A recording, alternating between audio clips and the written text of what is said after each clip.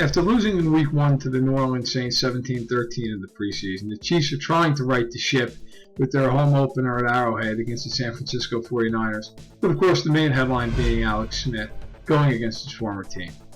The Saints game, even though the Chiefs lost, was very encouraging. The starters played extremely well. They only played one possession each, but the offense had a 14-play drive on 80 yards. They scored a touchdown, and the defense only gave up one first down before forcing Drew Brees and company to punt the ball away. This week, the Chiefs face a much better defense, and possibly without Jamal Charles, as he has a strained right foot and might miss the game.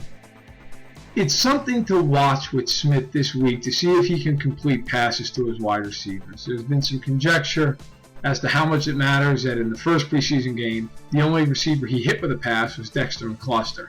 The other 7 completions went to Jamal Charles, Anthony Fasano, and Anthony Sherman, the fullback.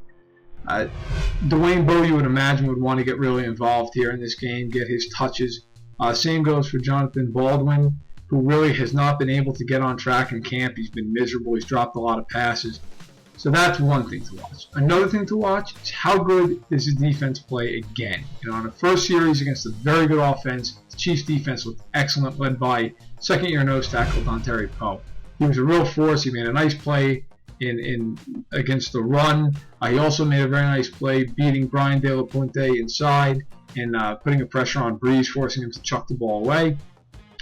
How did they respond? Did the Chiefs show some consistency here this week against one of the best teams and maybe the best team in football by coming out and having a strong performance week in and week out?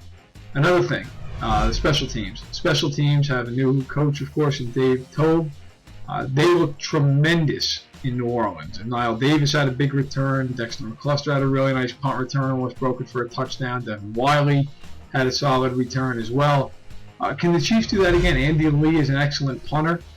He will definitely get a lot of hang time on some of his boots, and can McCluster and some of the other guys, can they show that they can return against one of the elite? And Thomas Morstead, very good in his own right for New Orleans, but of course, again, it comes down to consistency. Can the Chiefs do it again and again and again? A team that went 2-for-team last year, they're begging for consistency.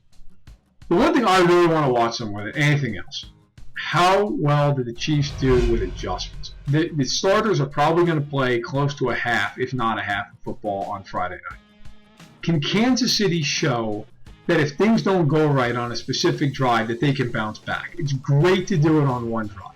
But at the end of the day, a real football game is 4 quarters. The Chiefs need to show that if things don't go right on that first drive, if they go 3 and out, that they can come out and they can adjust and read and react defensively as well if Kaepernick were to carve them up on a drive. The NFL, sure, it's about talent, but at the end of the day, if you can't adjust, you can't win. And one of the criticisms Andy Reid has gotten coming over from Philadelphia is that he's not great at adjusting in game situations.